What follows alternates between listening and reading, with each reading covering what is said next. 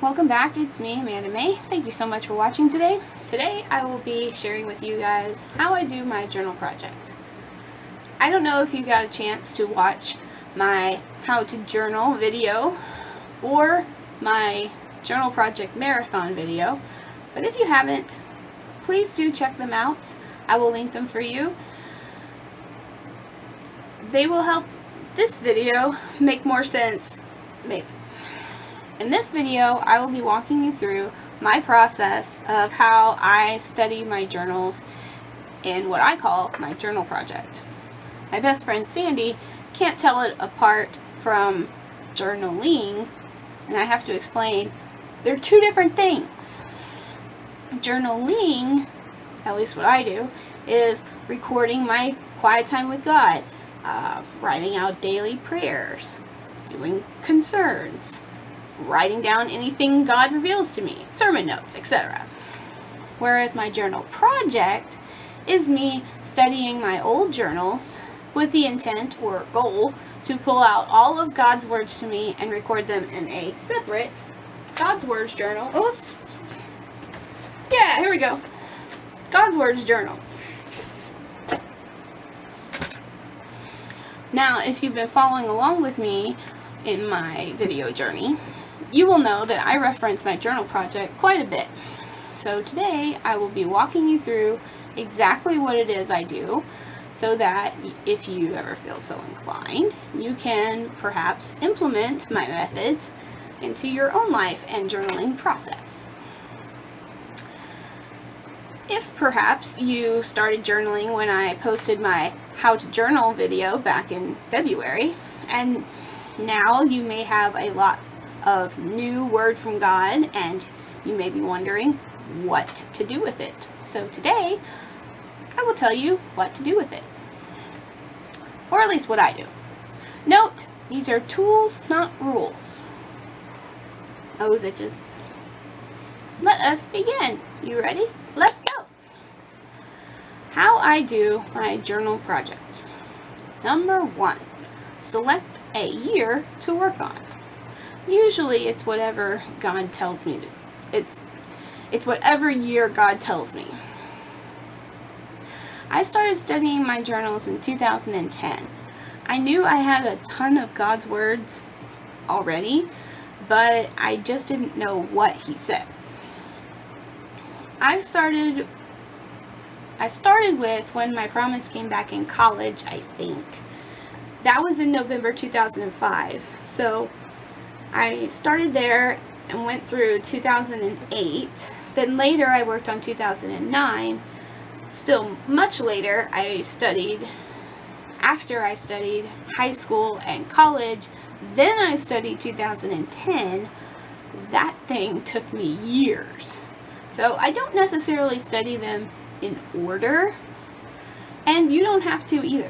You study what God leads you to study, because most likely He has something in there He wants to tell you or confirm to you. I always recommend doing whatever God tells you to do. Number 2, work on 1 week at a time. It's a 2-step process. So what I do is one day I will read and label all the important stuff that happens in this 1 week, and then I'll go back and write out God's words for each day. So number 3, read and label the week. What kind of things do I label? Everything, basically. What I do is I use Post-its upside down as my labels, and I write out on them whatever it is I'm labeling. For example, revelations, insights, confirmations, confirming sermons, all very important. But I also label more mundane things too, like goals or things I plan on doing that week or month, like scrapbook pages I plan on making or whatever. Another thing I label is prayers for Nick. I used to color code my Post-its, but I don't do that anymore, basically because I ran out of all my colored Post-its, and I just end up using up whatever I have because I'm cheap. Oh, and I make sure to date all of my labels, especially the farther away you get from the first page that has the date on it to where the insight is. It can get really confusing as to what date you're on, so it's important, I've found, to date all of your labels. I didn't start out doing it that way, but I have had to learn it. This labeling process also helps when you really need to look up what happened or what God said to you on that one day last week, and you can turn to it because it's already labeled. This process can be really involved and take a lot of time. It can also be emotionally draining depending on what God is saying at the time. So sometimes it can take me a couple of days to finish reading and labeling everything.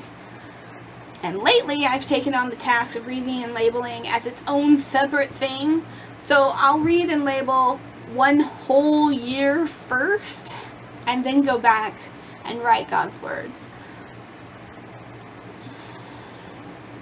But when I do that, I still follow the same pattern. Read the week first and then reviewing all the labels I made and then write God's words.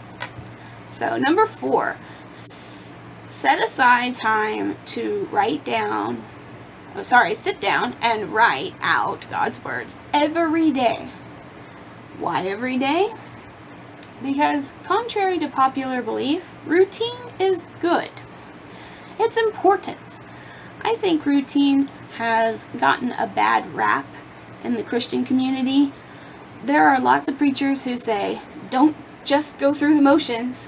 I disagree completely, because I know from personal experience that going through the motions of my routine is the only thing that kept me sane. I think some people learned that during the quarantine.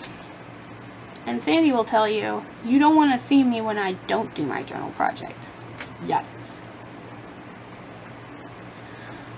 What I do is I read whatever week of whatever year I'm working on, like 2017, on Monday, and then I write out God's words Tuesday through Saturday.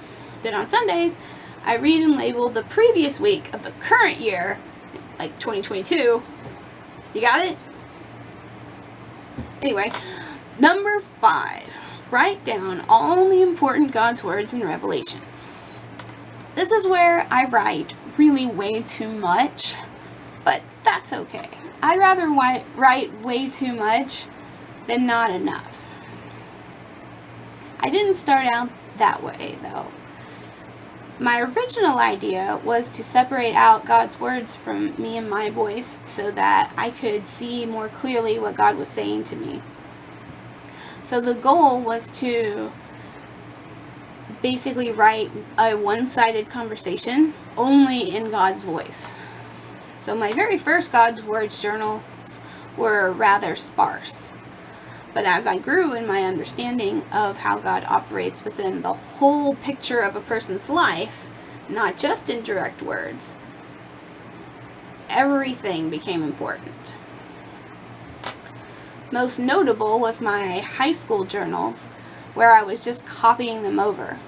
Sandy never really got that. She thought, if it's already written in your journal, why do you need to rewrite it? And I would respond, because it's all important. It all matters. Writing out God's words in this separate journal organizes it, makes it easier to read. It's a scaled down version of my real journal so that I can study them quickly later on. Word of warning: the more words you write and the more time you spend writing, the more you are apt to injure your hand. I was writing 4 hours a day at one point, and my hand cramped so bad. Oh no. So I would recommend maybe picking a favorite movie and just write while the movie is playing, like 2 hours-ish. And I would recommend a movie you've already seen, because I know for myself, if I pick a new movie that I've never seen before, I will get caught up in watching the movie and completely forget to write altogether. Number 6. Number 6 is make notes in the margin. Add detail, comments, maybe additional insights. You don't have to do this, but I do. It happens a lot. I'll be studying a topic in 2019, and it will lead me to more in-depth insights now in 2022, or reading what God said to me in 2010 will suddenly make sense to me now in 2022 because of what God said to me in 2016, but I wouldn't have known that back then when I wrote it. It wasn't until way later that everything made sense. Confused yet? The best example is in 2021 when I was studying 2019 and I realized I was living God's words in my YouTube videos. I will link that for you so you'll know what I'm talking about. Number 7, keep a journal project chart. What I do, if you want to be even more of a nerd, is I keep a chart to keep track of all my progress in 1 year. Let me show you. Ta-da. So I write out all the different weeks of the year. This is 2021. And I have different columns for reading, labeling, God's words, prayers for Nick.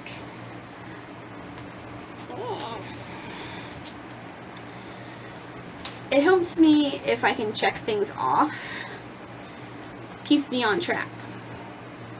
I even made a fun color wheel for my 2019 that I would color in whenever I finished a month of writing God's words. Totally recommend it. Keep it fun. And number 8, once you have completed the year that you are studying, have a party. The discipline involved in studying God's words to you over the years is hard to develop. So if you actually develop this process or this practice in your life, you deserve to celebrate when you're done. Big time. Good news, I just recently finished reading and labeling all of 2017. Woo-hoo! And now I'm moving on and reading and labeling 2018. Once I do that, I'll be all caught up with labeling because I've been diligent to label all my current journals in real time. Then I can focus on writing God's words after that. So that's it.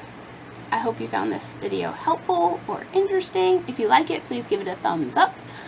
Let me know in the comments if you have happened to do a journal project of your own and any tips or tricks you've learned. I'd be very interested in hearing about it. Thank you so much for watching today. Remember to listen to God and do what He says. And I will see you again in my next video. Bye!